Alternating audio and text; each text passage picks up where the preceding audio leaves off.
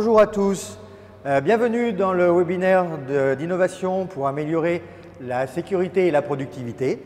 Je suis Denis Jobert, expert en solutions de sécurité chez Fenwick Lindé. Bonjour Karine. Bonjour Denis, bonjour à tous. Karine Lemasson, chef de produit en solutions digitales chez Fenwick Lindé. Bienvenue dans ce webinaire sécurité dans lequel nous allons aborder toutes les problématiques de sécurité et de productivité au sein des sites industriels et logistiques. Ce webinaire va durer une trentaine de minutes.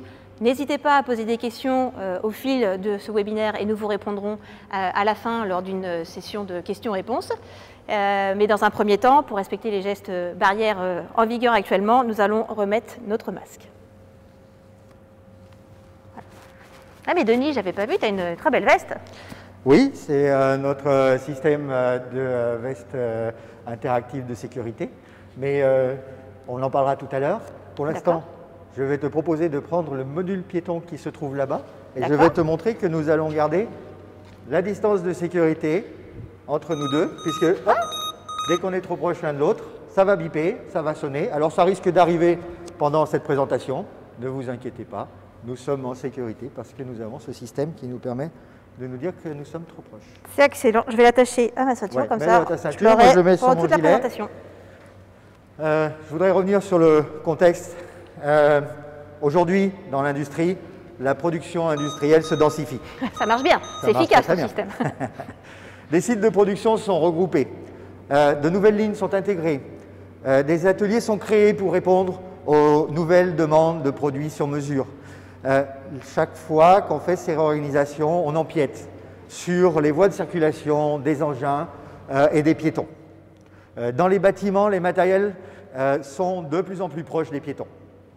Et dans la logistique, le problème est différent, le volume s'intensifie. On a pris l'habitude de commander nos produits sur Internet, on veut être livré à domicile, on veut les avoir de plus en plus vite et des colis qui arrivent en bon état.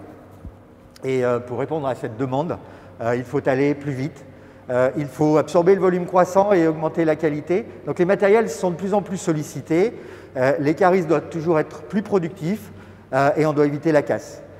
Donc aussi bien dans l'industrie que dans la logistique, l'intensification de l'utilisation des chariots élévateurs entraîne des situations à risque sur lesquelles nous devons travailler rapidement pour éviter les accidents. Et je reviens sur certains chiffres.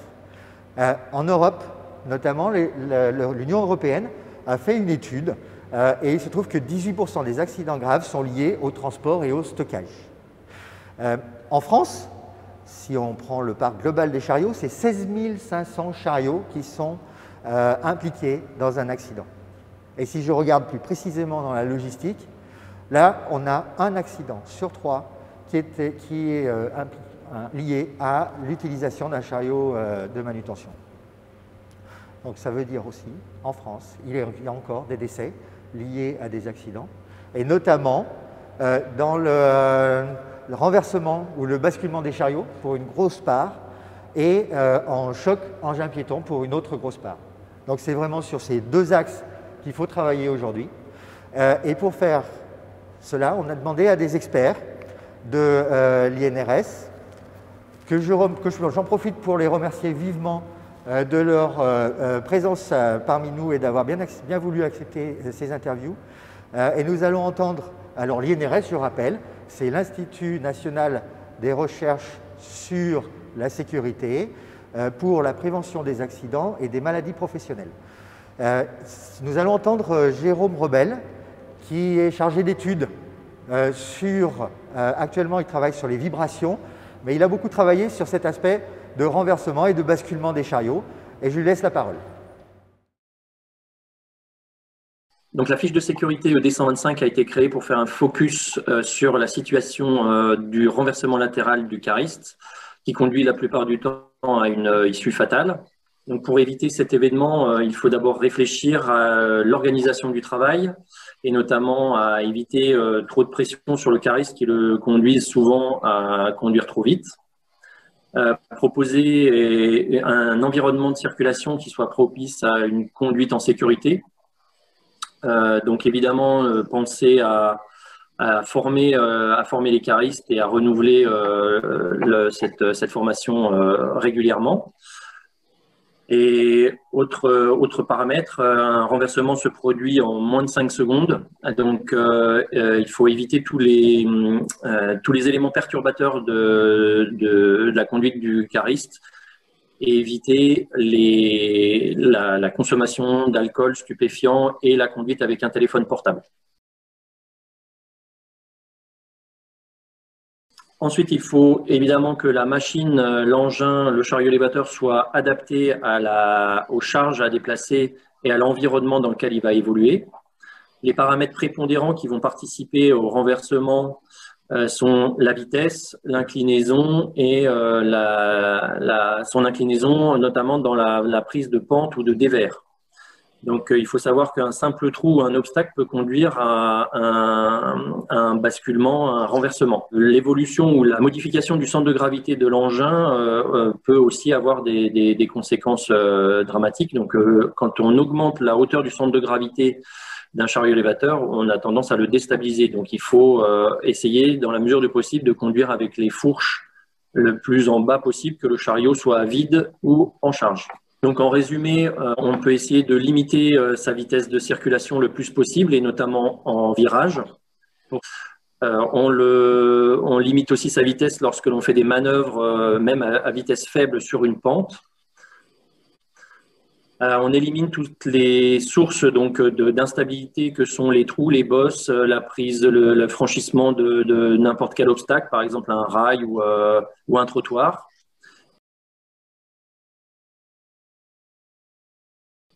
Faire en sorte que cette vitesse soit réduite à 2 ou 3 km/h lorsque le mât est déployé. Et idem si le système de sécurité, que ce soit un portillon ou une ceinture de sécurité, n'est pas bouclé.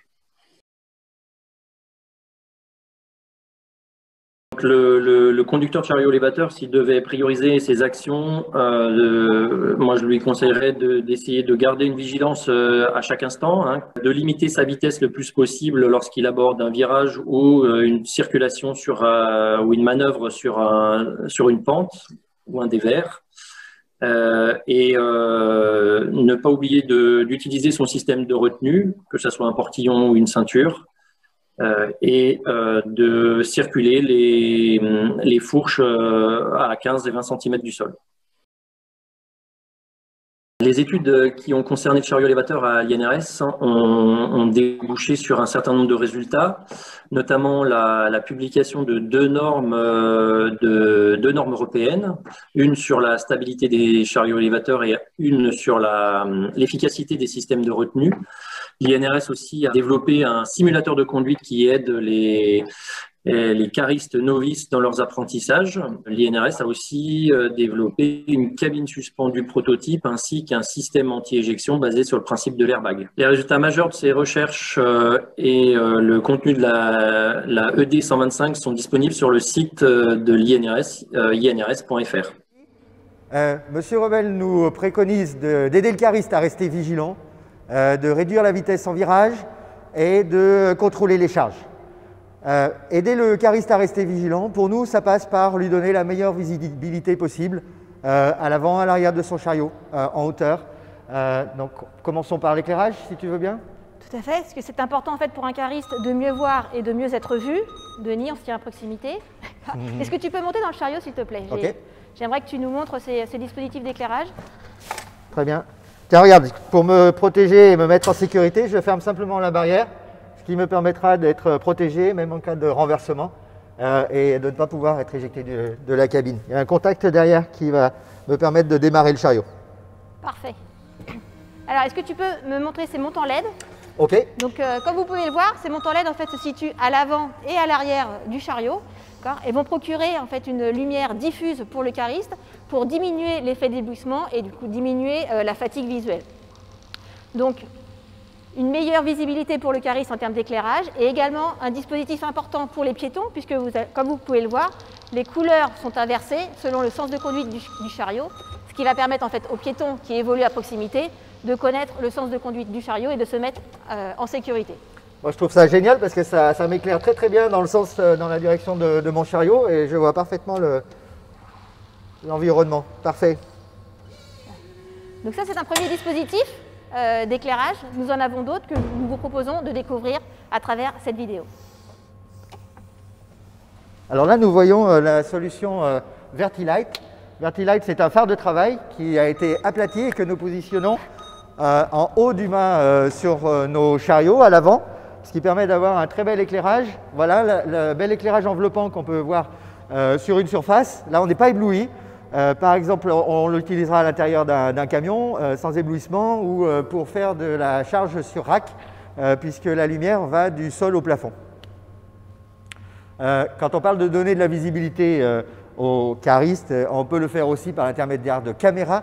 Là, ce qui est présenté ici, c'est une caméra qui a été intégrée aux fourches d'un chariot à mât rétractable, et ce qui va nous permettre de visualiser le positionnement de la palette par rapport à la lisse et d'éviter tout contact avec la lisse et tout risque de détériorer la lisse et la marchandise.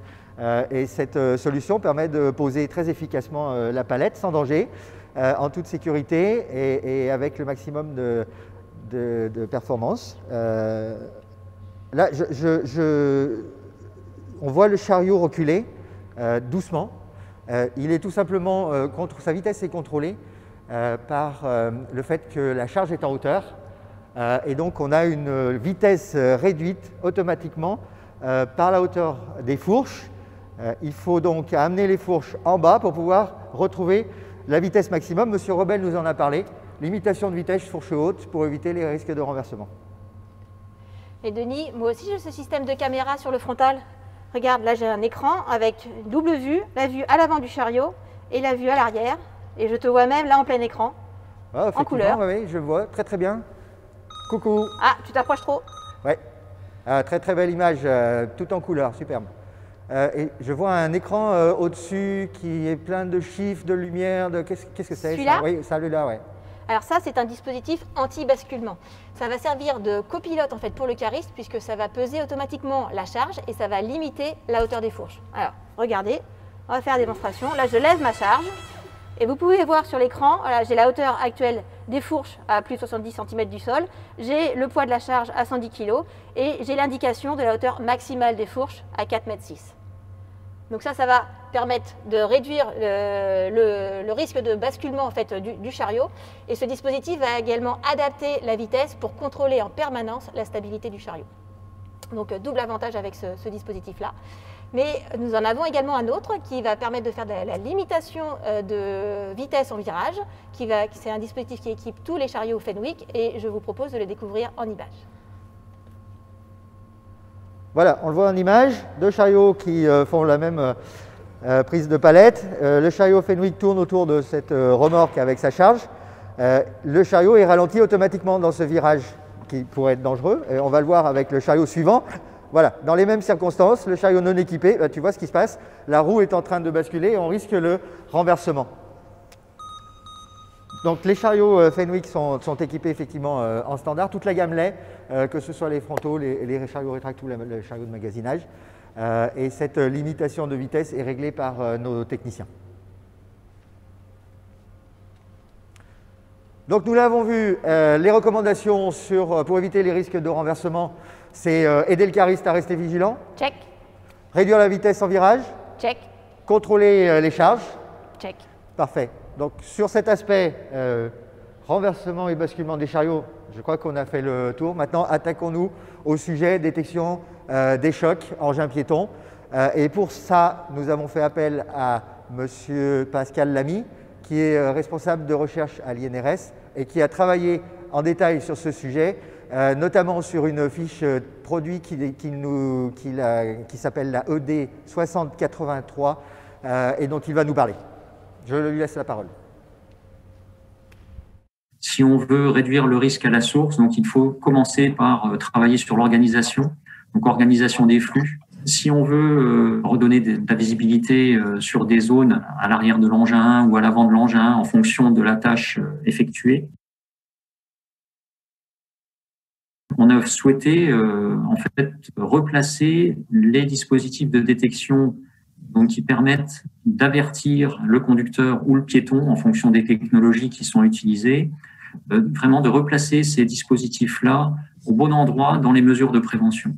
Cette brochure DECIM 83 a été menée dans un contexte large d'une étude. Et dans le cadre de cette étude, donc, on a été amené à faire des observations de situations de travail. Donc, on a observé quelques situations de travail spécifiques, et notamment quelques-unes avec des chariots automoteurs. Donc, on a constaté, avec ces analyses ergonomiques, qu'effectivement, en termes de facteurs aggravants, donc il y a un des premiers problèmes qu'on peut avoir, donc c'est les angles morts qu'ils peuvent avoir sur certains engins. Ensuite, on a constaté que un cariste fait des manœuvres avec son chariot, souvent avec une charge. On va se retrouver avec un cariste qui est en train de surveiller sa charge. Ça peut être en hauteur, donc il y a une difficulté de manipulation pour le conducteur qui focalise son attention sur la tâche en cours et qui, du coup, ne lui permet pas forcément de bien visualiser autour de son engin les piétons qui seraient à proximité. Forcément, il peut pas tout faire, quoi, hein. Donc, on a dans ce cas-là des situations conflictuelles qui pourraient apparaître entre un piéton qui serait au sol et le cariste qui est en train de faire sa manœuvre.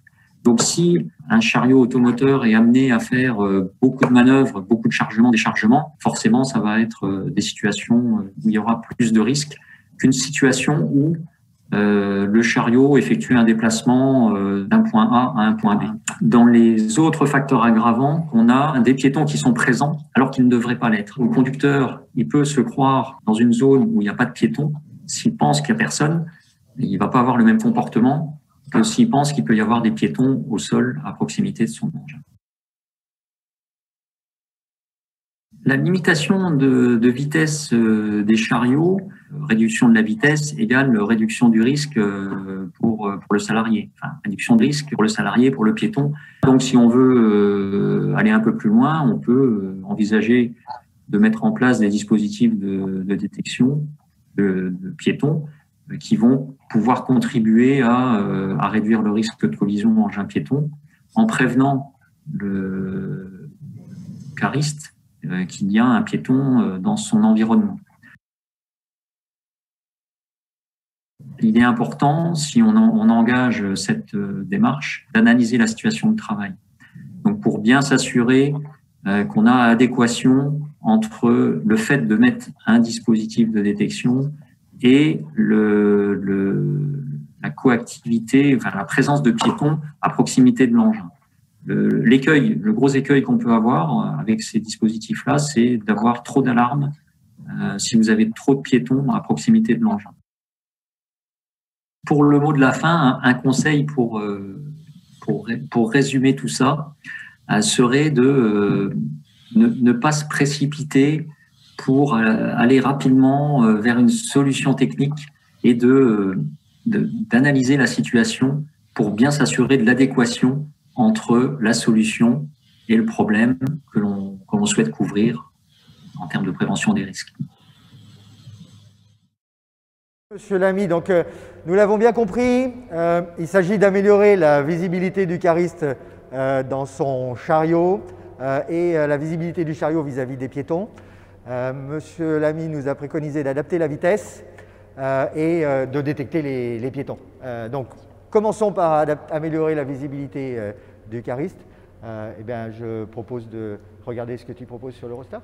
Tout à fait. Pour améliorer la visibilité des caristes au sein des chariots, déjà nous avons travaillé sur la conception du chariot en tant que tel.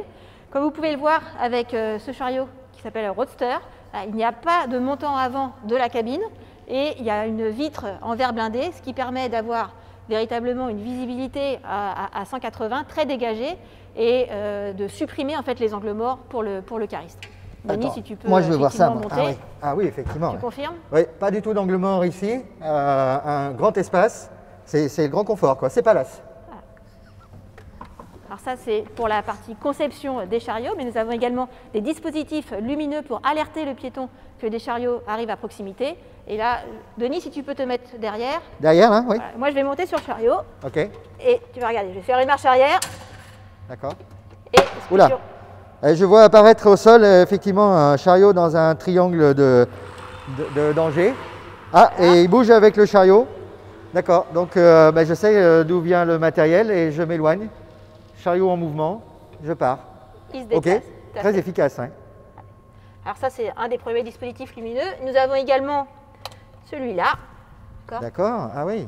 Donc ça, c'est des Blue Line. Donc c'est un dispositif lumineux qui va être des deux côtés en fait, du chariot et qui va accompagner en fait, la conduite du chariot, accompagner le sens de conduite.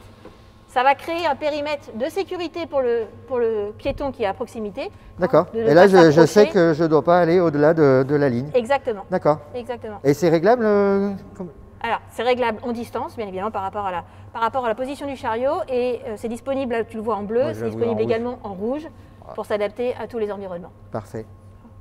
Donc là, on a parlé des dispositifs lumineux, mais je crois que M. Lamy a également parlé de réduire la vitesse. Exactement. Je crois qu'il y a une solution à nous présenter pour la réduction de vitesse. Oui. Et donc, je vous propose de la découvrir en images.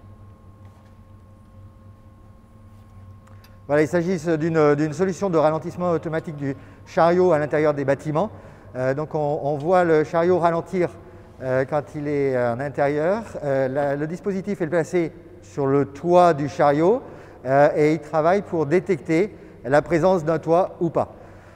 S'il y a un toit, il est au ralenti. S'il n'y a pas de toit, il est à vitesse accélérée. Donc là, on l'a vu rentrer dans le bâtiment. Dès lors qu'il est à l'intérieur, il est ralenti automatiquement. Donc ça, c'est un ralentissement qui permet de rassurer un petit peu tout le monde à l'intérieur des locaux et d'éviter que les chariots aillent trop vite dans les entrepôts. Maintenant, c'est vrai qu'au niveau de la productivité, ce n'est pas extraordinaire et tu as une bien meilleure solution. Tout à fait, parce qu'on a des clients en fait, qui sont de plus en plus exigeants et qui demandent à gagner en productivité et donc à pouvoir réduire la vitesse des chariots au sein des zones accidentogènes uniquement. Et donc là, j'ai une bonne nouvelle, parce que nous avons une nouveauté à vous présenter. Mais je crois qu'il y a déjà des questions, donc je vais garder un peu le suspense et donc on va d'abord répondre à quelques questions et je vous présenterai ce dispositif par la suite. Alors, bonjour à tous. Une première question. Est-ce que les que vous venez de présenter peuvent s'installer sur tous les chariots? Oui, alors comme vous avez pu le constater, nous avons des dispositifs qui sont déjà intégrés par défaut sur les chariots, comme la limitation de vitesse en virage. Mais sinon, tous les dispositifs que nous vous avons présentés, on va dire à 95%, sont disponibles sur l'ensemble des chariots, que ce soit de la marque Fenwick ou toute autre marque. Et on va vous parler tout à l'heure aussi. Il y a une seule exception, c'est le système de contrôle de la stabilité du chariot en fonction de la charge, parce que là, on est obligé d'équiper les chariots avec des capteurs, ce qui ne nous permet absolument pas de le faire sur des chariots en activité. Une dernière question, si vous le voulez bien. Il y a des aides financières pour l'achat et l'installation de ces dispositifs? Alors oui, il y a des aides financières actuellement, pas au niveau national. C'est la CARSAT, d'une façon générale, qui aide à financer les dispositifs. Il n'y a pas de financement actuel proposé au niveau national, si ce n'est dans notre environnement sur les banderoleuses, mais c'est un autre sujet. Il faut contacter vos agences régionales parce que région par région, vous pouvez trouver des aides sur le financement des solutions de sécurité. Est-ce que j'ai répondu à la question? OK. On peut aller plus loin? On va pouvoir, effectivement, je vais pouvoir vous présenter en fait ce système de réduction de vitesse par zone. Ce système, en fait, c'est un module de la solution Connect. Connect, c'est la solution de gestion de flotte Fenwick. Avec Connect, vous allez pouvoir faire du contrôle d'accès, de la détection de choc, avoir un reporting détaillé de l'utilisation des chariots et de pouvoir gérer différents paramètres de vitesse. Mais ça, je vais vous le détailler juste après. Parlons d'abord contrôle d'accès. Et donc, si la caméra veut bien me suivre, je vais vous montrer concrètement comment ça fonctionne. Donc le contrôle d'accès se gère à travers une interface de gestion. Vous allez pouvoir créer tous vos chariots, tous vos caristes et assigner les autorisations de conduite les uns avec les autres selon différents paramètres. Ça peut être la zone de travail, ça peut être les permis CACES, ça peut être les visites médicales à jour, etc. Donc là, je monte sur mon chariot. Comme vous pouvez le voir, il n'y a pas de clé sur le chariot, parce que le mode d'identification, c'est le badge, ou ça peut être également un code PIN. Mais là, j'utilise mon badge entreprise, mon badge Fenwick en l'occurrence.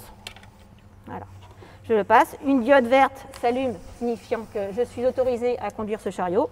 Mais vous voyez, le chariot ne démarre pas encore. que ce dispositif de contrôle d'accès est doublé d'une autre fonctionnalité qui est le contrôle avant prise de poste. On va demander au cariste de valider le bon état du chariot avant sa prise de poste. Et ça se fait à travers une application téléphone. Donc, voilà, je l'ouvre. Donc, le téléphone peut bien évidemment être fixé sur... attendez, je repasse mon badge. Le téléphone peut bien évidemment être fixé sur le chariot. Et donc là, je vais répondre à une liste de questions que le responsable de site aura au préalable définies dans l'application. Les pneus et les jantes sont-ils en bon état? Oui. L'état de charge de la batterie est-il suffisant? Oui. Le chariot présente-t-il des fuites visibles? J'ai fait le tour de mon chariot, je valide que non. Et voilà, le check est réussi. Ça veut dire que j'ai contrôlé qui prenait le chariot et j'ai contrôlé le bon état du chariot, le bon état de fonctionnement du chariot. Donc en termes de sécurité, on est déjà bien. Mais je vous ai parlé également de paramètres de vitesse. Et avec Connect, vous allez pouvoir agir sur différents paramètres de vitesse. Le premier paramètre, c'est de faire de la limitation de vitesse par cariste. Ça peut être intéressant pour des intérimaires ou des nouveaux arrivants qui ne maîtrisent pas encore complètement leur environnement et qui ont besoin d'un peu de temps pour maîtriser leur zone de travail. Il y a le deuxième paramètre, c'est la limitation de vitesse par chariot. Donc ça peut être utile quand il y a un nouveau modèle de chariot qui est livré, le temps que les caristes se l'approprient. Le troisième paramètre pour agir sur la vitesse, c'est de faire de la limitation de vitesse suite à un choc. Parce que comme je vous l'ai dit tout à l'heure, Connect détecte les chocs, vous alerte en cas de choc, et le fait de pouvoir paramétrer une réduction de vitesse va permettre en fait au chariot de retourner à sa base en vitesse lente pour être contrôlé et éventuellement réparé. Mais la solution dont je vous ai parlé tout à l'heure, qui est donc la dernière nouveauté, qui est la possibilité de faire de la réduction de vitesse par zone, ça c'est une toute nouveauté et je vais vous la présenter à travers une vidéo, ce sera plus parlant.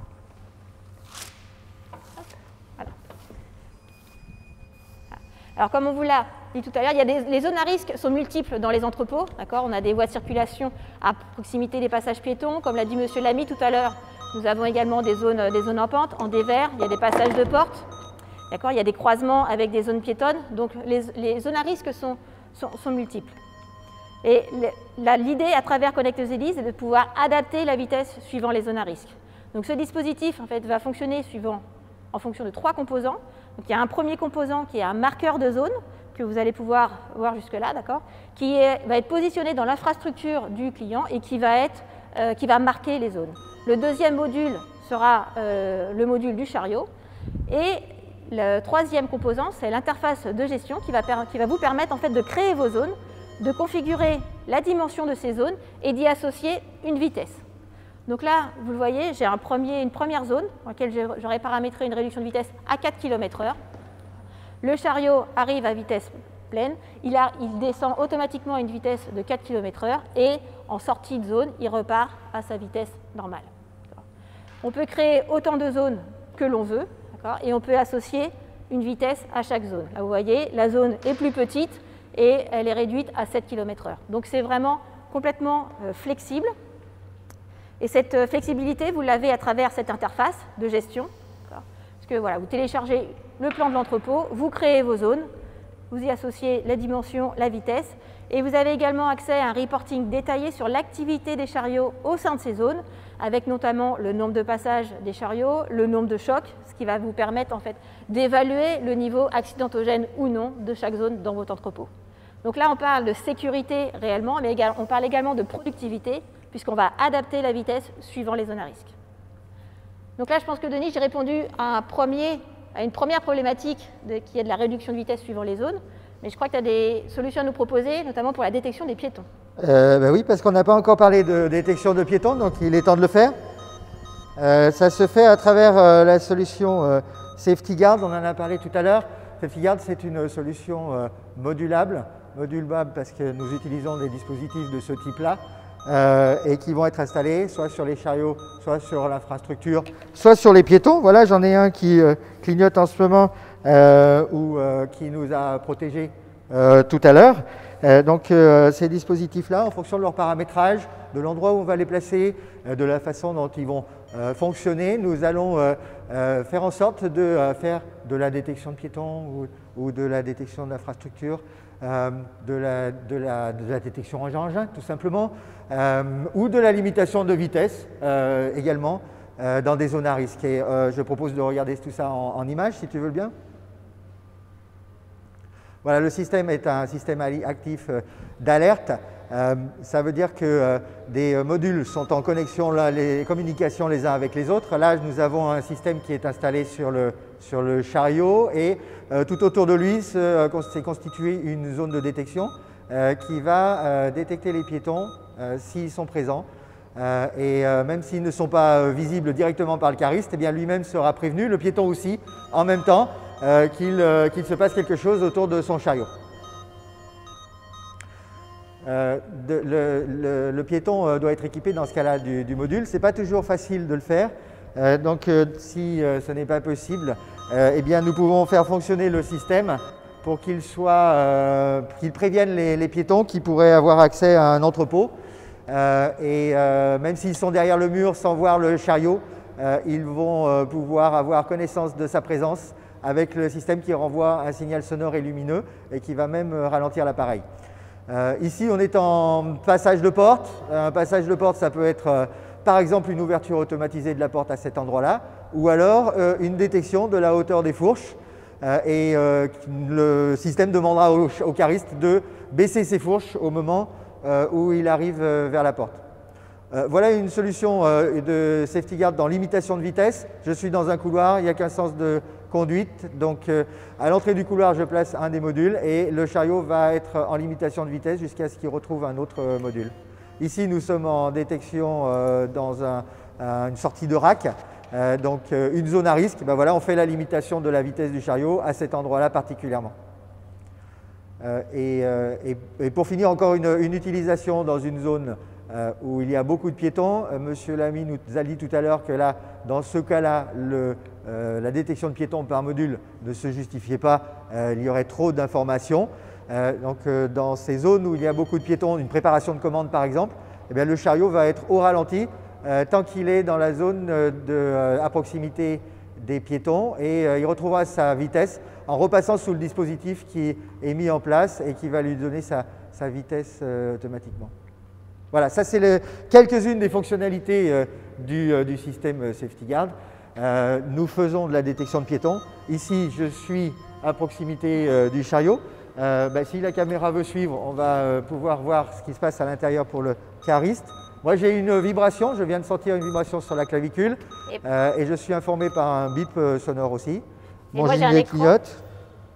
Ouais, et moi, j'ai un écran en fait, sur le chariot avec des diodes rouges qui m'indiquent en fait, effectivement, il y a un piéton devant. Et je pense que si tu te bouges, vers la gauche, voilà, ça va, okay. les diodes en fait, vont se positionner voilà, plutôt vers la gauche. Donc en fait, ça va te suivre et ça va m'indiquer, moi, en tant que cariste, voilà, où tu te trouves en tant que piéton. Parfait. Parfait. Voilà pour ce qui est donc de la détection des piétons. Donc si on devait résumer toutes ces présentations, la préconisation pour la détection choc engin piéton, améliorer la visibilité autour des chariots. Check. Adapter la vitesse. Check. Détecter les piétons. Check. Je crois qu'on a répondu. Et nous allons pouvoir... En fait, vous avez vu, il existe énormément de dispositifs pour améliorer la sécurité autour des chariots. Les interventions des experts de l'INRS nous ont montré, et je tiens à remercier d'ailleurs ces personnes, les experts nous ont mis en évidence qu'il fallait penser le choix des solutions en fonction des situations rencontrées. Il n'y a pas de solution toute faite, sinon on l'aurait tous déjà installé. Et comme le choix est très vaste, nous avons 20 experts régionaux qui peuvent vous répondre sur le choix des matériels, sur la sélection des meilleures solutions possibles. Donc travaillons ensemble pour apporter plus de sécurité et de confort dans l'utilisation des matériels de manutention. Et je crois voir Nathalie qui lève la main pour des questions. Donc, on va prendre quelques minutes pour répondre sur ces questions. Alors, plusieurs questions pour vous. Quelles sont les différences entre les deux systèmes de limitation de vitesse en zone que vous venez de présenter? Denis, si ça t'embête pas, je vais la prendre celle-là. Pas de problème. Donc il y a deux systèmes effectivement de réduction de vitesse en zone. Il y a Connect ZD et Safety Guard que Denis vous a présenté. La technologie est la même, donc on sera sur le même degré de précision. Par contre, avec Connect, vous aurez la possibilité, à travers justement cette interface logicielle, de faire le paramétrage, de modifier le paramétrage, c'est-à-dire la dimension des zones et la vitesse, alors qu'avec Safety Guard, en fait, on fonctionne en mode projet, avec un cahier des charges qui est défini et un technicien Fenwick qui viendra paramétrer les chariots et les différents composants pour être compatible avec votre besoin et y répondre pleinement.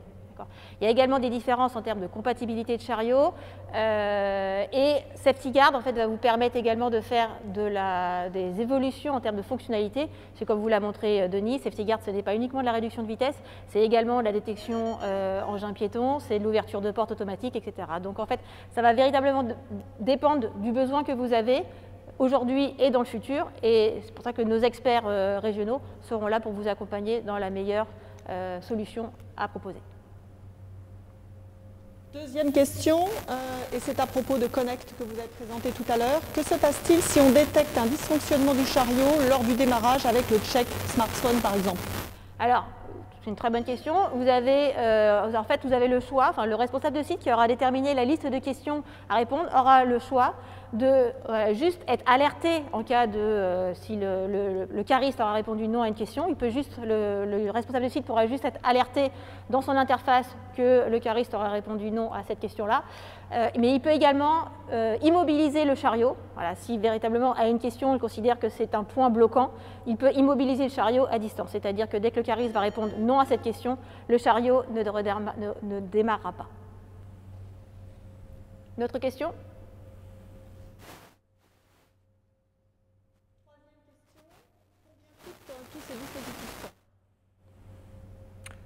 Alors, sur la question du prix, elle est légitime et elle mérite d'être posée. On ne va pas répondre sur le prix des équipements qu'on a pu montrer ici, il y en a beaucoup trop. Et il faudra consulter votre contact régional pour avoir des informations et ce sera étudié en fonction du chariot et de la façon dont on installe le système. Par contre, sur cette question du coût des installations, je ne vais pas dire que la sécurité n'a pas de prix. La sécurité, elle a un prix, ces dispositifs ont un coût, mais on sait, et une étude de l'AISS a montré, il y a déjà quelques années de ça, que 1 euro d'investi permet de dégager 2 euros, plus de 2 euros sur la réduction des coûts notamment. Alors on peut penser au coût de réparation de l'infrastructure, au coût de remplacement d'une porte cassée. Safety Guard par exemple va éviter de casser des portes. Connect va limiter les chocs. Donc moins de réparations sur les chariots, moins de réparations sur l'infrastructure. Au bilan, faites l'étude et faites l'exercice dans vos sites. Vous allez voir les budgets de remplacement des portes, de remplacement des racks, de remplacement des chocs en général est très important et c'est vraiment un gage de réduction de coûts tout simplement, d'engager un peu d'argent sur les systèmes de sécurité.